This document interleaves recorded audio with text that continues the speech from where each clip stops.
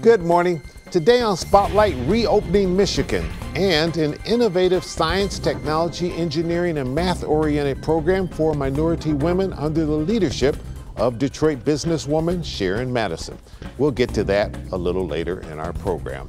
It's Sunday, June the 27th. I'm Chuck Stokes, and this is Spotlight.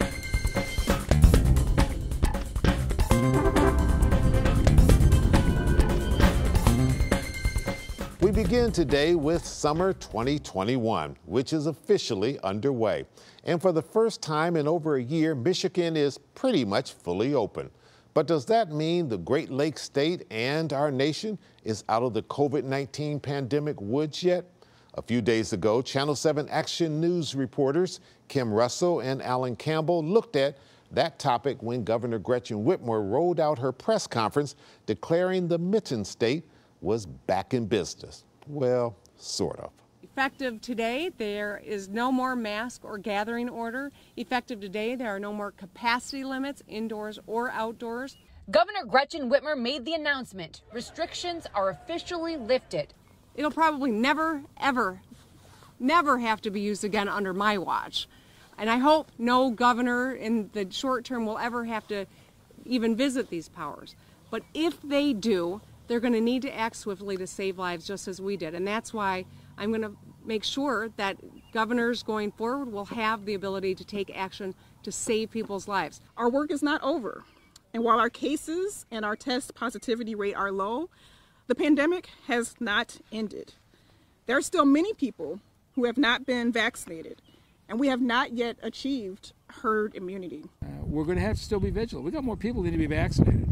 And make no mistake, this fall, this Delta variant, we're going to see this come back up again. It's going to happen if we don't get vaccinated. Now we're going through one pandemic, we're entering another economic pandemic. Jack Erdman is the general manager at Rogers Roost in Sterling Heights. He says it's great restrictions are fully lifted, but it now presents a whole new batch of problems. We are struggling with keeping the doors open. I guess we're at full capacity again. All of our tables are open and ready to go, but we don't have the staff to serve all these people that come in. Restaurants, bars, entertainment businesses, and other venues can now operate at 100%. However, getting people to work has been an uphill climb. I just don't have the staff to do all these parties as well as keep service good. You know, so it's a double-edged sword. You're happy to be busy, but you can't take all of the business you'd normally take because I'm operating with maybe down 35% of my staff. Governor Gretchen Whitmer has a few plans for small businesses and employees looking for a bigger paycheck. One is the Michigan Small Business Restart Program. The plan is to invest $100 million to help restaurants and other businesses cover costs by providing grants up to $20,000 for things like mortgage, rent, and payroll. We need jobs that pay higher wages to attract applicants. Small businesses need capital to ramp up hiring and boost investment in their internal operations. The other is My Bigger Paychecks. Governor Whitmer's plan would use $300 million to encourage businesses to increase wages to $15 an hour, as long as the business continues to pay the employee $15 per hour for an additional 3 months. Personally, I don't think that's the best objective and the best way to handle that. If you incentivize and promote working now for a higher wage, then relying on restaurants to pick up the slack after some time, it's not going to be able to happen. I can't afford to even think about paying them $15 an hour. It's great. Everything is back open, but health officials are concerned about the Delta variant, especially for those who aren't vaccinated. The Delta variant is still a big concern because it spreads faster. It makes people sicker. So with Michigan back to 100% capacity and fully reopened, some feel like we are back to normal. But for businesses, they say the back to normal will take some time. At the end of the day, we're going to be staring at a bunch of staff that's going to come in that needs to work, and things will kind of return to a little bit of normalcy. Okay, well, as journalists are fond of saying, stay tuned for the next chapter. When Spotlight returns, Detroit businesswoman Sharon Madison will join me to talk about her National Science Foundation research grant for her historic and legacy downtown office building and the STEM Entrepreneurial Excellence Program, a mouthful, that hopes to bridge the gap for underrepresented minority women.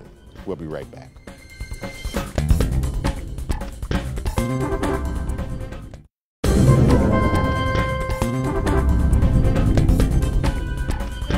Sharon Madison, good seeing you again. Not your first time on Spotlight, so the audience probably already knows you. How you doing? I'm great, Chuck, and thanks for having me. It's such a pleasure to be with you again. Well, we're glad to have you with us today. Okay, you're on a mission. It's not the first time I've seen you on a mission to help underrepresented women. How so? Yes, so I am on a mission, Chuck. For the last several years, I have been working with women and entrepreneurs in general as it relates to the development and the scaling of their businesses.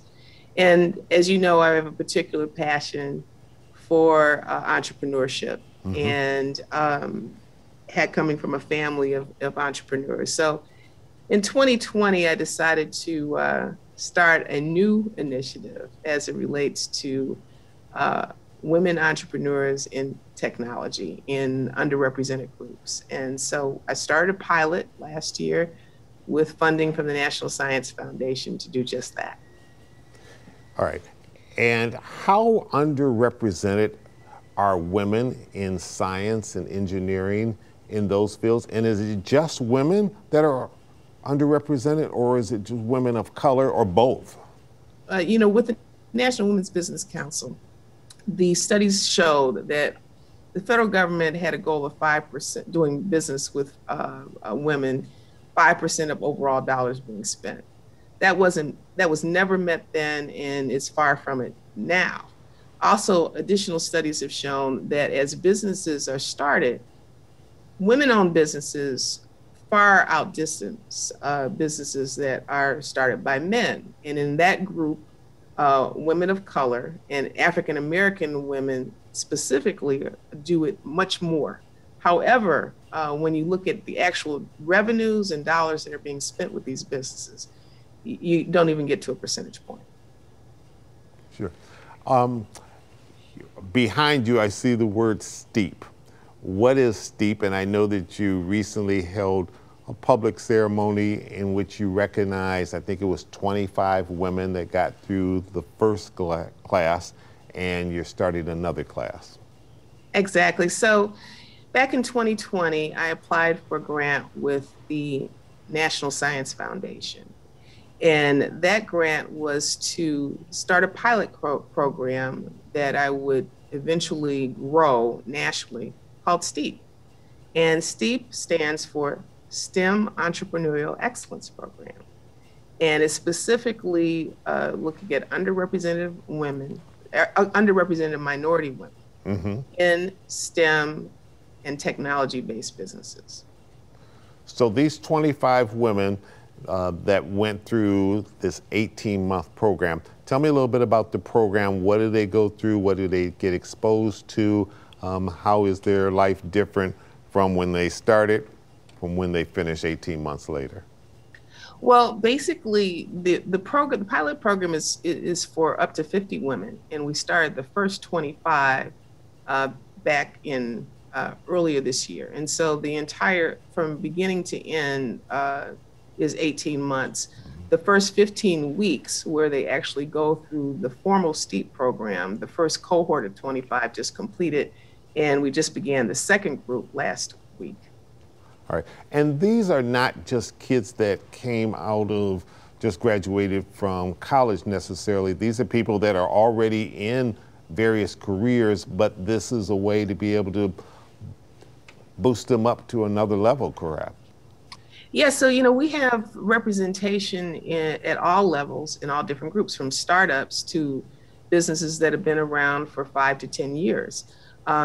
But, you know, there are some specific things that, as you know, I was in the engineering field, having come out of that from my family, and construction, and areas that were not typically areas that women were in.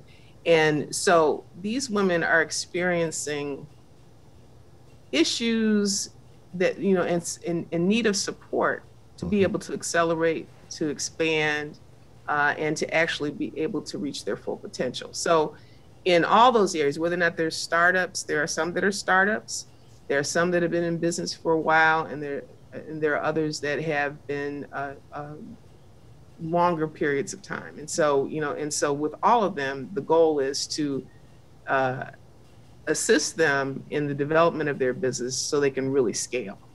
Okay, we need to take a little quick pause for the cause. When we come back, I want to kind of dive down a little bit more and talk about some of the cultural maybe barriers that these women have faced that you're trying to overcome. And we got to talk about the building that you got in downtown and how that fits into this whole thing. We'll be right back.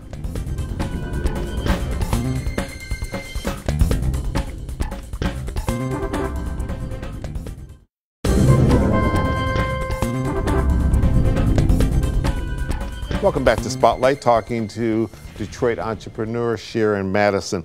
Sharon, what kind of cultural barriers do these women face, or do they face cultural barriers? And is that part of what you're dealing with here in trying to overcome as part of our society and career? Well, Chuck, I think it's the last year has shown there are many barriers that people of color face, and women specifically. And then you add on the combination of being a woman and being a woman of color. There are many barriers, not just cultural. One of the things, the biggest, I think, thing in terms of technology specifically, which is what we are addressing, technology and STEM-related businesses, is that they're not typical areas for women to be in. And so for women to see themselves as tech businesses, as women to see themselves in STEM-related fields is extremely important. And so that can be just an issue that faces women in general that we're trying to address. But the other things that come into play are access to capital, access to resources, access to markets, and how to overcome them. It is not easy, but we are utilizing the I-Corps program, which is part of NSF, to look at how to access customers discovery, making first contact with customers so that we understand and these women understand what their customers really want, who they really are, and how to access them in a way that will be successful. Sure. Let's talk about the role that Wayne State is playing in this. Also, the University of Michigan has a role in this as well. What are they doing as part of this program? So the wonderful thing about NSF is the NSF grant, it really is a research grant. Mm-hmm. And so working with research universities like Wayne State and the University of Michigan are core literally to the program. Wayne State serves as our co-PI, and we directly, they're a direct subcontractor to JCM, which is my company. And also in conjunction with Wayne State is TechTown, which has been working in this space for many, many years, supporting entrepreneurs and supporting entrepreneurs in technology. The University of Michigan is a hub for the I-Corps program, which is the innovation core of NSF. And Dr. Pamela McCauley, who at the time headed up the I-Corps program in Washington, D.C., is the first person that I made contact with respect to this grant. And she referred me to the University of Michigan, who is our regional I-Corps entity. And so they have a program, and what we've been doing is looking at how to utilize the I-Corps program and how to augment the I-Corps program, which is an NSF program, to support women of color and specifically African-American women as it relates to this research. All right, Sharon, hang on for just a second. When we come back, I want you to talk about the role that your historic building with your dad's name on it plays in all of this. We'll be right back. Stay with us.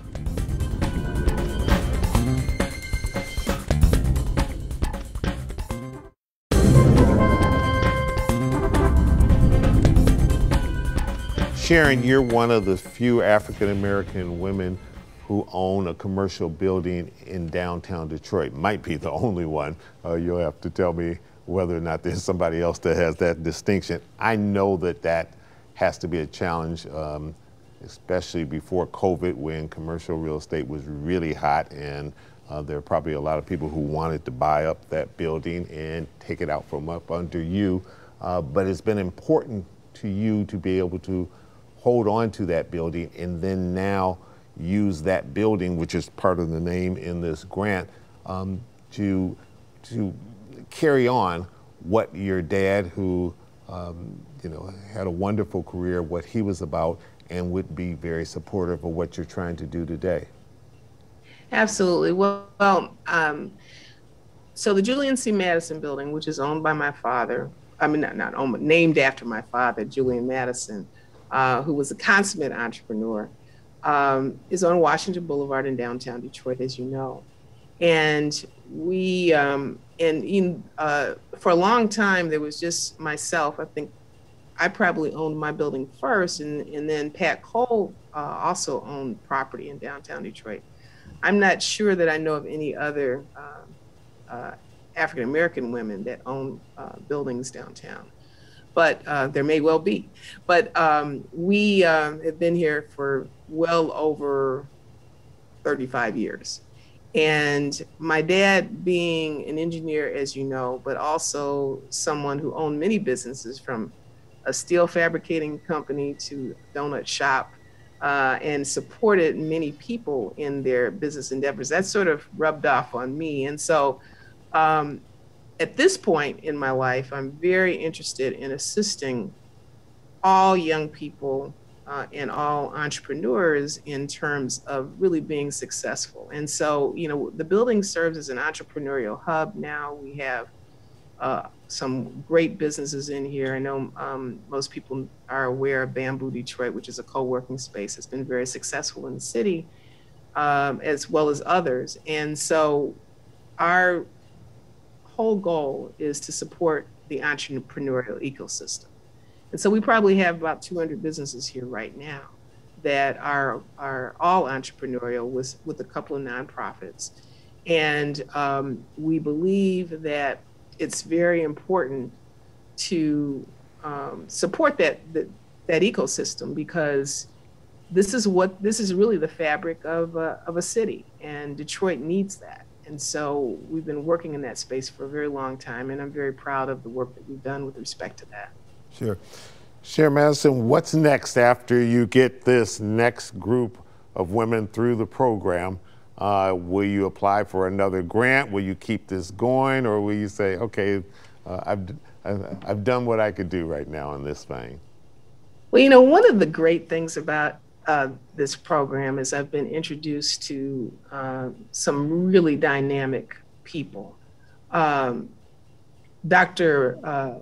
Tanya Matthews, who was at Wayne State, we talked about this initially, and she has now moved on to head up the African American Museum in Charleston, South Carolina, so we're all really proud of that.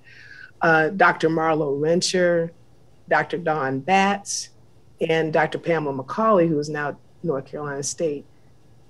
4 African American PhD women in the fields of engineering and technology, all out of Detroit, which is pretty incredible. Sure. So the next step is to really look at how we can expand this program, because this beginning phase, these first 50, was a pilot. And we were looking at underrepresented women. So our initial cohort were African American women.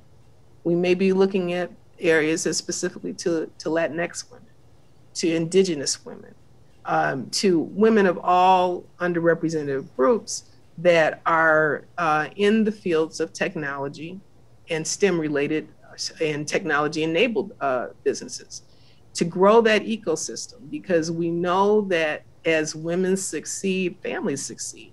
And so it's very, very important. So my next step is I've already started talking to NSF about the next cohort, and also supporting those 50 that have come through the program in the next phase of their business life.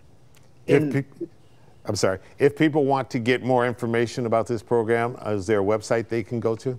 Yes, we have a website. That website is steepdetroit.com.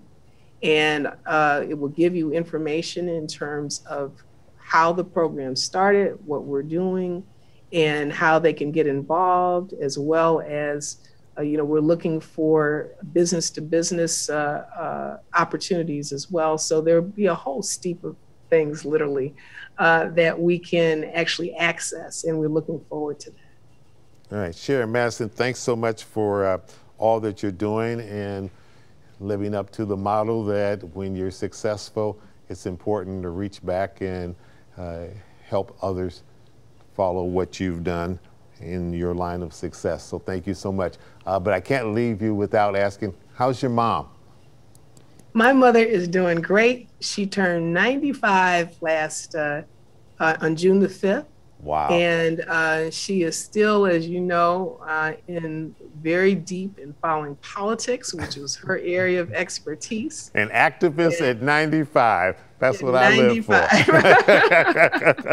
To have that kind of energy, that's great. Well, all the time. All right, we'll give her our best, and you come from great stock, and just give her our great wishes, and a happy belated birthday to her as well. Thank you, Chuck. I really appreciate that. Thank you. And finally today, a quick reminder that applications are now being accepted for Motown's Future Songwriters Workshop. This year, they will explore Marvin Gaye's prolific album, What's Going On. Songwriters will share ideas and receive feedback from other songwriters and Motown alumni through master classes. For more information, go to the Motown website, but you better hurry up and do it. I'm Chuck Stokes. We'll be back next week with more Newsmakers in the Spotlight. We hope you have a great week.